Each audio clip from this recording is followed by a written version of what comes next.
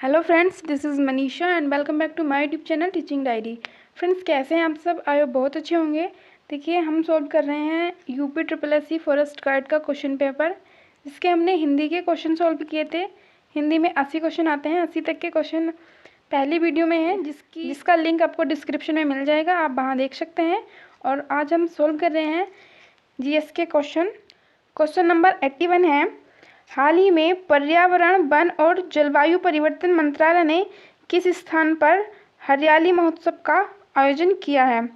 देखिए, अभी हाल ही में हरियाली महोत्सव का आयोजन किया गया था। ये कहाँ पर किया गया था? ये किया गया था नई दिल्ली में। कहाँ पर? नई दिल्ली में। और किसने किया था?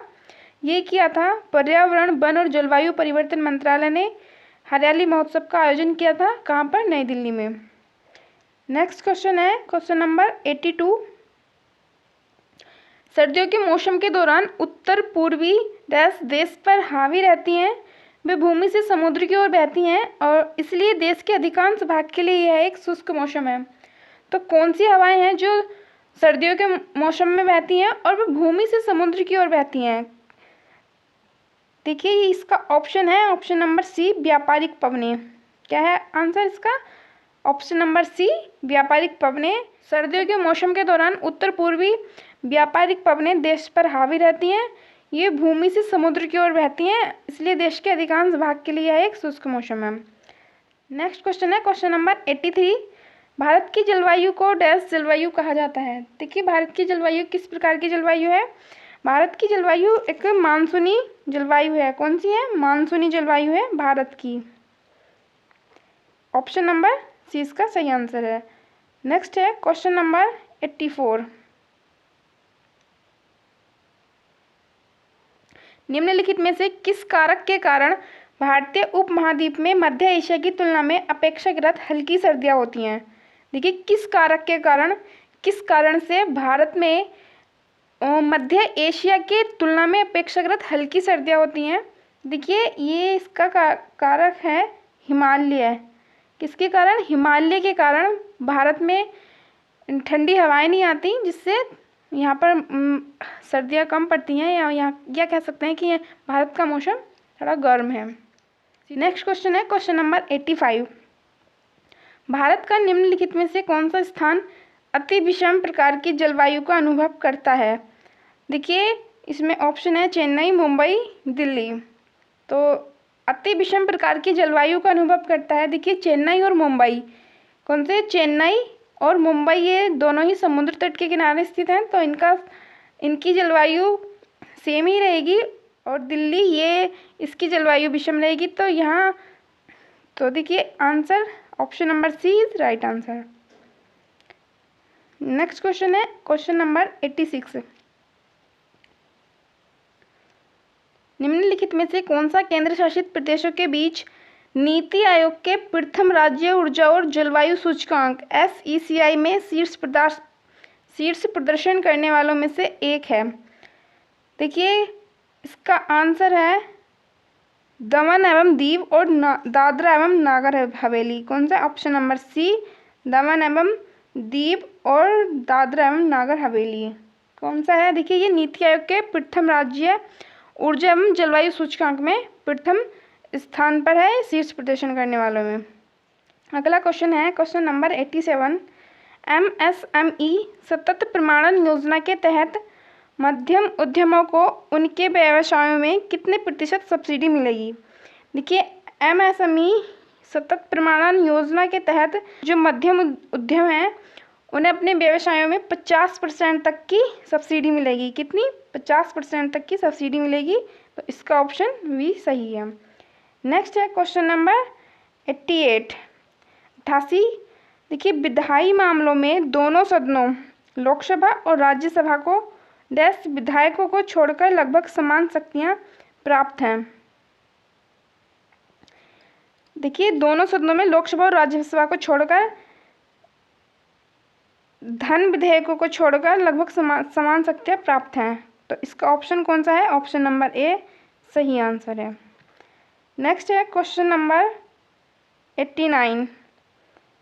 केंद्रीय मंत्रिमंडल ने जून 2022 में किस संस्थान को अंतर्राष्ट्रीय संगठन के रूप में वर्गीकृत करने को मंजूरी दी है। देखिए किसने मंजूरी दी है? केंद्रीय मंत्रिमंडल ने किस संस्थान को अंतर्राष्ट्रीय संगठन के रूप में वर्गीकृत करने की मंजूरी दी है? तो देखिए ये दी है आपदा रोधी अवसंरचना के लिए गठबंधन। इसके लिए CDRI यानी आपदा रोधी अवसंरचना के लिए गठबंधन। तो इसका आंसर कौन सा सही है? ऑप्शन नंबर डी इसका सही आंसर है। अगला क्वेश्चन है क्वेश्चन नंबर 90। सिंगापुर ओपन 2022 महिला एकल का खिताब किसने जीता है? देखिए सिंगापुर ओपन 2022 महिला एकल का खिताब किसने जीता है? ये जीता है PV सिंधु ने। किसने? PV सिंधु ने जीता है सिंगापुर ओपन 2022 महिला का एकल खिताब। नेक्स्ट है क्वेश्चन नंबर 91। 2022 विश्व जनसंख्या दिवस की थीम क्या थी? देखिए विश्व जनसंख्या दिवस 2022 की थीम क्या थी? सबसे पहले बात करते हैं जनसंख्या दिवस कब मनाया जाता है। तो जनसंख्या दिवस मनाया जाता है 11 जुलाई को। कब मनाया जाता है? 11 जुलाई को। 11 जुलाई।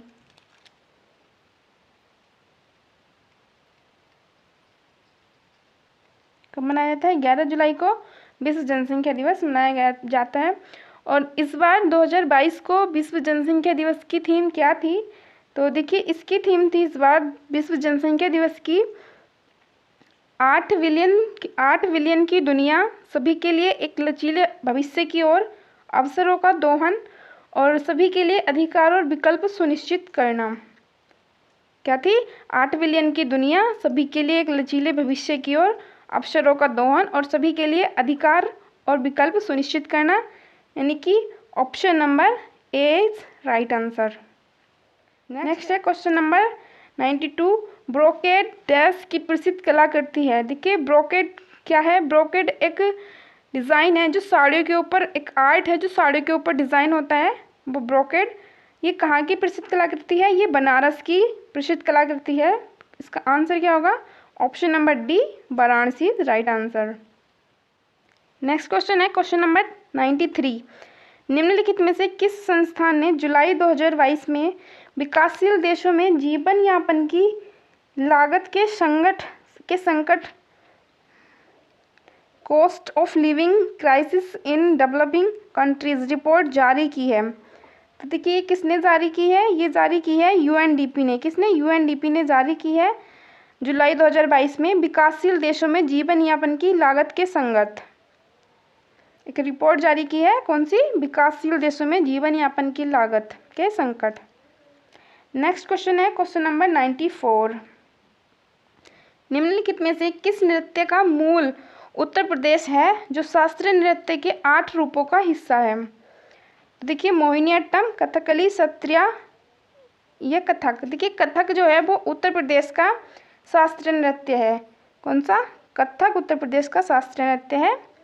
इसका आंसर है ऑप्शन नंबर सी। नेक्स्ट है 95।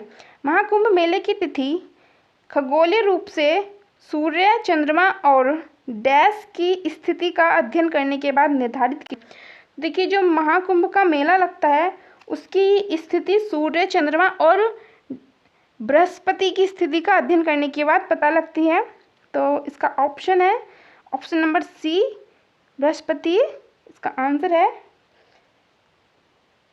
महाकुंभ मेले की तिथि खगोलीय रूप से सूर्य, चंद्रमा और बृहस्पति की स्थिति का अध्ययन करने के बाद निर्धारित की जाती है कि महाकुंभ का मेला कब लगेगा। नेक्स्ट है question number 96। Henley passport index 2022 के अनुसार निम्नलिखित में से किस देश का पासपोर्ट दुनिया का सबसे शक्तिशाली पासपोर्ट है? देखिए हेनले पासपोर्ट इंडेक्स 2022 के अनुसार किस देश का इंडेक्स सबसे ज़्यादा शक्तिशाली है? यह है जापान का। कहाँ का?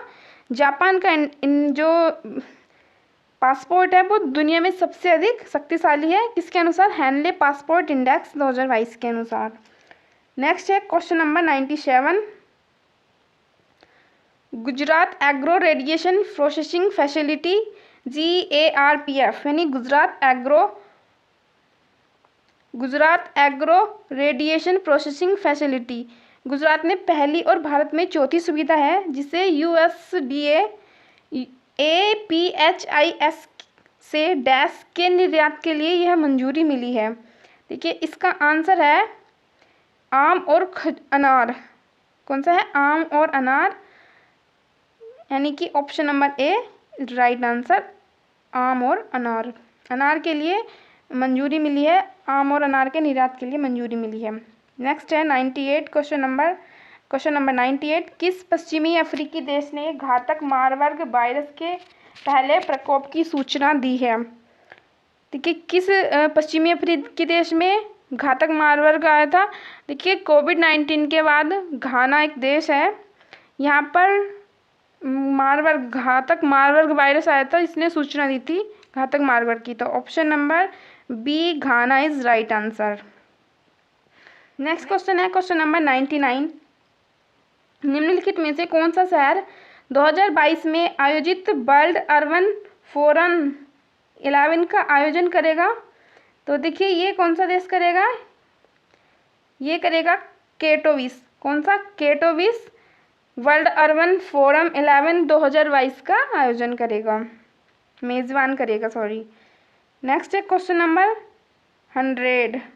निम्नलिखित में से किस देश के साथ भारत ने जुलाई 2022 में कृषि, पारिस्थितिकी और प्राकृतिक संसाधनों के तहत प्रबंधन पर एक संयुक्त घोषणा पर हस्ताक्षर किए हैं? देखिए किस देश के साथ भारत ने कृषि, पारिस्थितिकी और प्राकृतिक संसाधन के सतत प्रबंधन पर एक संयुक्त घोषणा पत्र पर हस्ताक्षर किए हैं?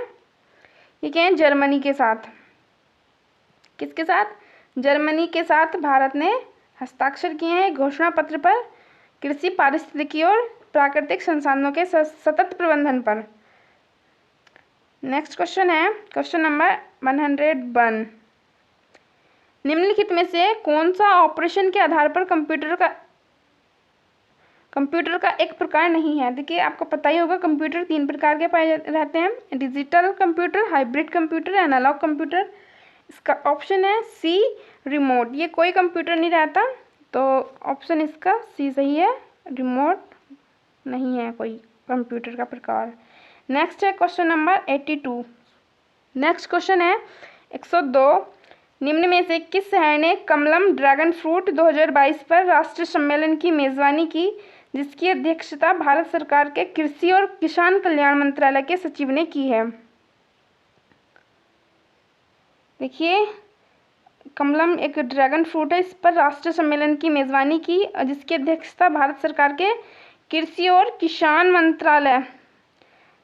कल्याण मंत्रालय के सचिव ने की है। तो देखिए इसकी किस शहर ने की है? ये की है दिल्ली। किसने? दिल्ली ने। तो ऑप्शन नंबर ए सही है। नेक्स्ट है क्वेश्चन नंबर 103। कृषि और किसान कल्याण मंत्रालय और डैश ने 2 सरकारी कार्यक्रमों PMFBY और किसान क्रेडिट कार्ड योजनाओं को तकनीकी सहायता प्रदान करने के लिए एक समझौता ज्ञापन पर हस्ताक्षर किए हैं। देखिए किसने किए हैं? ये किए हैं UNDP ने। किसने? UNDP ने समझौते पर हस्ताक्षर किए हैं।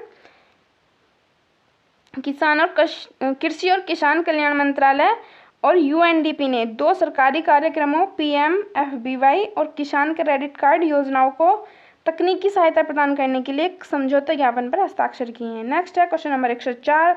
विंडोज 10 ऑपरेटिंग सिस्टम में फाइल एक्सप्लोरर में फाइल या फोल्डर की खोज के लिए निम्नलिखित में से कौन सी शॉर्टकट कुंजी का उपयोग किया जाएगा? देखिए विंडोज 10 ऑपरेटिंग सिस्टम में फाइल फोल्डर की खोज करने के लिए कौन सी शॉर्टकट कुंजी का, कौन सी की का इस्तेमाल किया जाता है? कि F3। कौन सी? F3 का इस्तेमाल किया जाता है विंडोज 10 ऑपरेटिंग सिस्टम में किसी फाइल या फोल्डर की खोज करने के लिए। Option number B is right answer. Next है क्वेश्चन नंबर 105।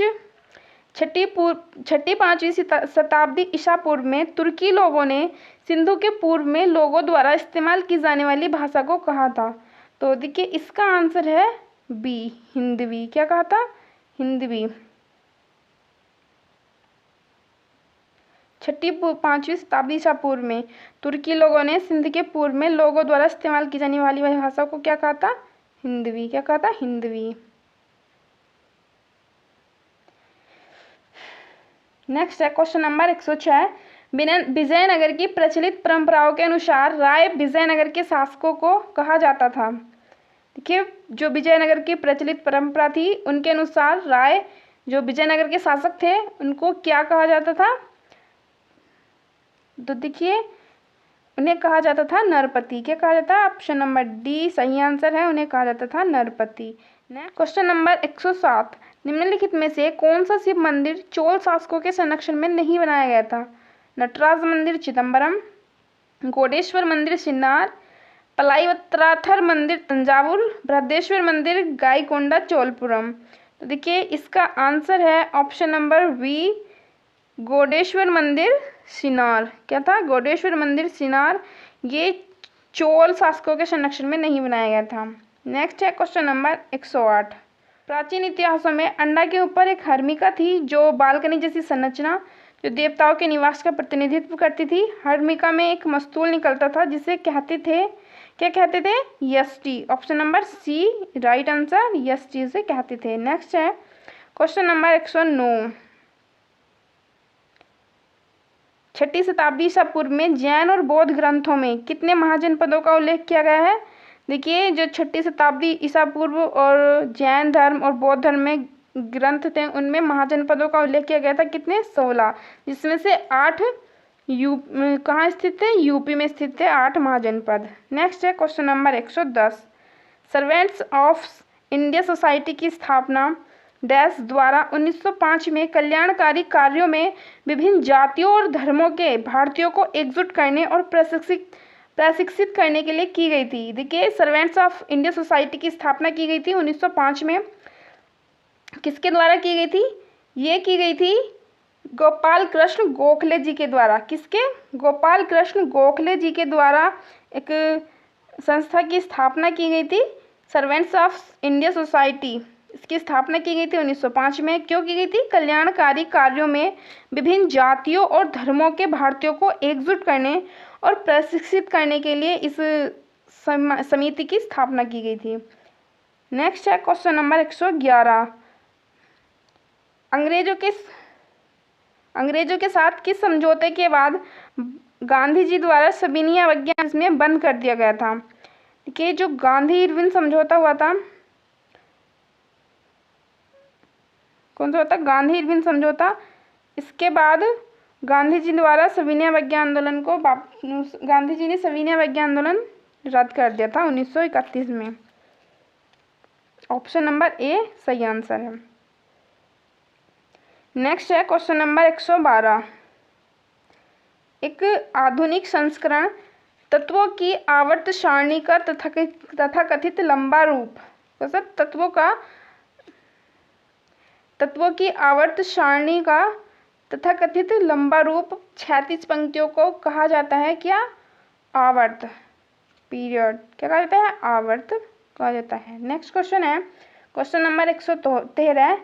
ओम के नियम के अनुसार निम्नलिखित में से कौन सा समीकरण सत्य बता है? देखिए, ओम के नियम के अनुसार सत्य समीकरण बतानी है तो ओम का नियम क्या है? V बराबर आई आर।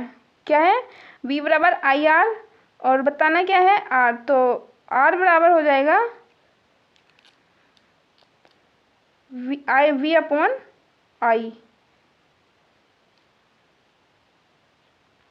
नेक्स्ट है क्वेश्चन नंबर 114। कानपुर में 1857 के विद्रोह का नेतृत्व किसने किया था? देखिए, जो 1857 में विद्रोह हुआ था, स्वतंत्रता संग्राम हुआ था, उसमें नाना साहिब जो थे उन्होंने कानपुर से नेतृत्व में भाग लिया था। कहाँ से? कानपुर से। नेक्स्ट है क्वेश्चन नंबर 115। निम्नलिखित में से कौन सी मानव शरीर की सबसे छोटी हड्डी है? देखिए, मानव शरीर में सबसे छोटी हड्डी कौन सी पाई जाती है? B is right answer. Stapes मानव शरीर की सबसे छोटी हड्डी है। और सबसे बड़ी हड्डी फीमर कहाँ पाई जाती है? ये जांघ में पाई जाती है। नेक्स्ट है क्वेश्चन नंबर 116। निम्नलिखित में से कौन सी धातु सबसे अधिक तन्य है? देखिए, कौन सी धातु जो सबसे अधिक तन्य है? ये है सोना। सोना जो है वो सबसे अधिक तन्य धातु होती है। Question number 117। भारत का प्रसिद्ध स्वर्णिम चतुर्भुज सुपर हाईवे निम्नलिखित में से किस प्रमुख शहर को नहीं जोड़ता है? देखिए, स्वर्णिम चतुर्भुज सुपर हाईवे जो है, कौन सा? स्वर्णिम चतुर्भुज सुपर हाईवे।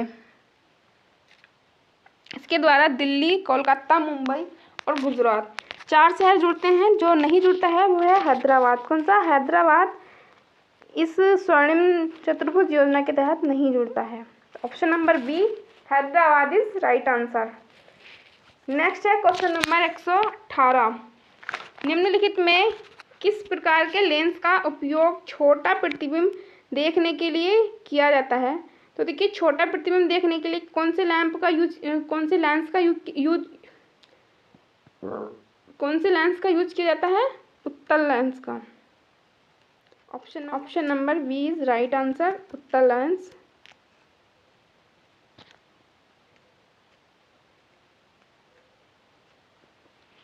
नेक्स्ट है क्वेश्चन नंबर 119। 2020 की रिपोर्ट के अनुसार निम्नलिखित में से किस राज्य में भारत में कॉपर अयस्क का सबसे बड़ा भंडार या संसाधन है? देखिए, जो 2022 की रिपोर्ट के अनुसार है, किस राज्य में किस राज्य में कॉपर अयस्क का सबसे बड़ा भंडार या संसाधन है? वो है राजस्थान में। कहाँ पर? राजस्थान में। Option number A is right answer. Question number 120। निम्नलिखित में से कौन सा नाभिकीय शक्ति संयंत्र उत्तर प्रदेश में स्थित है? देखिए, B, option number B, Narora. Narora कहाँ पर स्थित है? ये नाभिकीय शक्ति संयंत्र नरोरा कहाँ पर स्थित है? ये स्थित है बुलंदशहर में। कहाँ पर? बुलंदशहर में।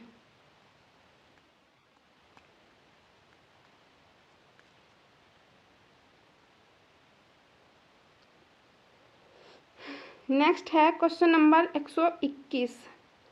दुनिया में सबसे ऊंचा ज्वार डैश में पाया जाता है? देखिए, दुनिया में सबसे अधिक ऊंचा ज्वार कहाँ पर पाया जाता है?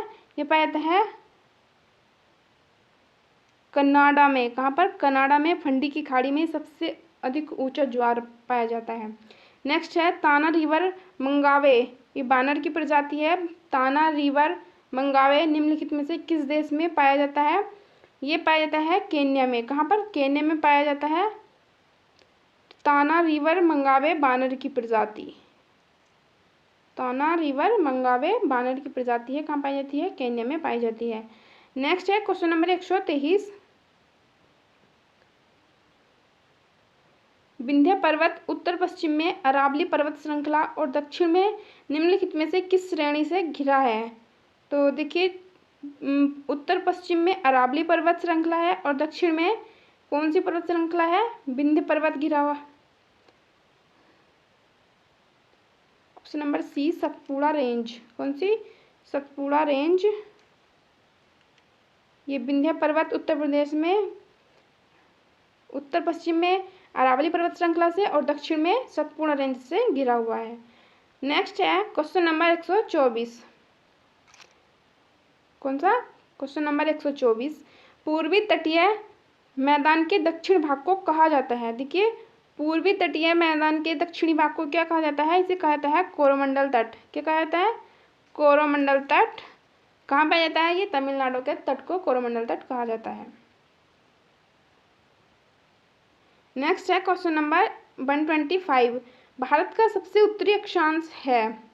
तो देखिए, भारत का सबसे उत्तरी अक्षांश कितना है?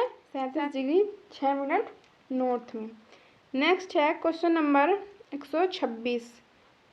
कितना? Question number 126। विभिन्न स्तरों पर रहने वाली विभिन्न प्रजातियों के ऊर्ध्वाधर वितरण को कहा जाता है? देखिए, विभिन्न स्तर में रहने वाली विभिन्न प्रजातियों के ऊर्ध्वाधर वितरण को क्या कहा जाता है? स्तर विन्यास।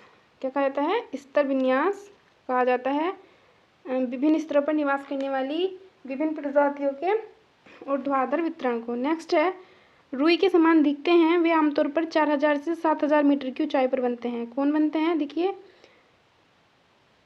कपासी मेघ इज राइट आंसर। ये रुई के समान दिखते हैं और आमतौर पर 4000 से 7000 मीटर की ऊंचाई पर वे बनते हैं। नेक्स्ट है क्वेश्चन नंबर 128। एक खाद्य श्रृंखला में विभिन्न बिंदुओं पर ऊर्जा प्रवाह के अनुपात को डैश के रूप में जाना जाता है? किसे जाना जाता है? पारिस्थितिकी दक्षता को। देखिए, option number B right answer. पारिस्थितिकी दक्षता को क्या जाना जाता है? एक खाद्य श्रृंखला में विभिन्न बिंदुओं पर ऊर्जा प्रवाह के अनुपात को पारिवारिक दक्षता के रूप में जाना जाता है। नेक्स्ट है क्वेश्चन नंबर 129, जलीय पारिस्थितिकी तंत्र का बायोमास पिरामिड है। देखिए जो जलीय पारिस्थितिकी तंत्र है उसमें जो बायोमास पिरामिड होता है वह उल्टा पिरामिड होता है। कैसा? उल्टा पिरामिड होता है। कैसा पिरामिड होता है? उल्टा पिरामिड होता है जलीय पारिस्थितिकी तंत्र में। किसमें? जलीय पारिस्थितिकी तंत्र में उल्टा पिरामिड होता है। नेक्स्ट है क्वेश्चन नंबर 130, निम्नलिखित में से कौन सा पक्षी अभ्यारण्य उत्तर प्रदेश में स्थित है? तो देखिए कौन सा पक्षी अभ्यारण्य उत्तर प्रदेश में स्थित है? समसपुर पक्षी अभ्यारण्य, वेदांतगल पक्षी अभ्यारण्य या घटप्रभा पक्षी अभ्यारण्य, जायकबाड़ी पक्षी अभ्यारण्य। तो देखिए समसपुर पक्षी अभ्यारण्य, कौन सा? समसपुर पक्षी अभ्यारण्य, ये उत्तर प्रदेश में स्थित है। नेक्स्ट है क्वेश्चन नंबर 131, निम्न पृथ्वी की निम्न में से किस परत में वायुमंडलीय ओजोन परत अधिकतर केंद्रित है? तो देखिए ओजोन परत किस मंडल में पाई जाती है? ये पाई जाती है समताप मंडल में या स्ट्रेटोस्फेयर में। किस मंडल में? समताप मंडल, स्ट्रेटोस्फेयर में ये लेयर पाई जाती है। कौन सी? ओजोन परत। नेक्स्ट है क्वेश्चन नंबर 32, निम्नलिखित में से कौन सा हवाई अड्डा भारत का पहला हवाई अड्डा है जो पूरी तरह से नवीकरणीय ऊर्जा द्वारा संचालित होगा? देखिए भारत का कौन सा ऐसा हवाई अड्डा है जो पूरी तरह से नवीकरणीय ऊर्जा द्वारा संचालित होगा? ये है दिल्ली का इंदिरा गांधी एयरपोर्ट हवाई अड्डा। कौन सा? ऑप्शन नंबर सी सही आंसर है, दिल्ली एयरपोर्ट। कौन सा? दिल्ली एयरपोर्ट, इंदिरा गांधी दिल्ली एयरपोर्ट हवाई अड्डा। नेक्स्ट क्वेश्चन है क्वेश्चन नंबर 133, निम्नलिखित में से कौन भारत में टाइगर रिजर्व नहीं है? निम्नलिखित में से कौन सा भारत में टाइगर रिजर्व नहीं है? कि काजीरंगा कहाँ पर है? ये असम में है। कान्हा मध्य प्रदेश में है। पेरियार राजस्थान में है। दाचीग्राम कहाँ स्थित है? ये जम्मू कश्मीर में स्थित है। तो इनमें से कौन सा टाइगर रिजर्व नहीं है? देखिए दाचीग्राम टाइगर रिजर्व नहीं है। ये कहाँ पर है? जम्मू कश्मीर में है। ये नेशनल राष्ट्रीय उद्यान है। कौन सा? दाचीग्राम। नेक्स्ट है क्वेश्चन नंबर 134। कौन सा है? क्वेश्चन नंबर 134, वन में वनस्पति की परत जो निम्न बितान के ठीक नीचे होती है उसे क्या कहते हैं? देखिए वन में जो वनस्पति की परत होती है जो बितान के ठीक नीचे होती है उसे क्या कहते हैं? Shrub layer. क्या कहा जाता है? Shrub layer. Option number B right answer. Next है क्वेश्चन नंबर 135, निम्नलिखित में से कौन विशेष रूप से लाल पांडा के लिए राष्ट्रीय उद्यानों में से एक है? देखिए लाल पांडा के लिए जो उद्यान है उनमें से कौन सा प्रसिद्ध उद्यान है? इसका है इनमें से देखिए नवेगांव राष्ट्रीय उद्यान, पापीकोंडा राष्ट्रीय उद्यान, खांगचेदजोंगा राष्ट्रीय उद्यान, या इनमें से कोई नहीं। तो इसका आंसर है ऑप्शन नंबर डी, इनमें से कोई नहीं। ऑप्शन नंबर डी सही आंसर है, इनमें से कोई भी लाल पांडा के लिए राष्ट्रीय उद्यान नहीं है। नेक्स्ट है क्वेश्चन नंबर 136, निम्नलिखित में से कौन भारत का सबसे बड़ा राष्ट्रीय उद्यान है? देखिए भारत का सबसे बड़ा राष्ट्रीय उद्यान कौन सा है? हेमिस राष्ट्रीय उद्यान। कौन सा? हेमिस राष्ट्रीय उद्यान है। ये कहाँ पर पाया जाता है? जम्मू कश्मीर में हेमिस राष्ट्रीय उद्यान पाया जाता है। क्वेश्चन नंबर 137, हाल ही में भारत ने किस देश के साथ चीता के पुनर्परिचय के लिए एक समझौता ज्ञापन पर हस्ताक्षर किए हैं? भारत ने किस देश के साथ चीता के पुनर्परिचय के लिए एक समझौता ज्ञापन पर हस्ताक्षर किए हैं? देखिए ये क्या है? नामीबिया के साथ। किसके साथ? नामीबिया के साथ चीता के पुनर्परिचय के लिए। नेक्स्ट है क्वेश्चन नंबर 138, ISFR 2021 के अनुसार निम्नलिखित में से किस राज्य में वन क्षेत्रवार में अधिकतम वृद्धि देखी गई है? तो देखिए ये देखी गई है आंध्र प्रदेश में। कहाँ पर? आंध्र प्रदेश में वन क्षेत्र में अधिकतर वृद्धि देखी गई है। कहाँ पर देखी गई है? आंध्र प्रदेश में अधिकतम वृद्धि देखी गई है। नेक्स्ट क्वेश्चन है क्वेश्चन नंबर 139, दक्षिण पश्चिमी पंजाब, हरियाणा, राजस्थान के अर्धशुष्क क्षेत्रों में किस प्रकार के वन हैं? तो देखिए ये वन पाए जाते हैं उष्णकटिबंधीय कंटक वन।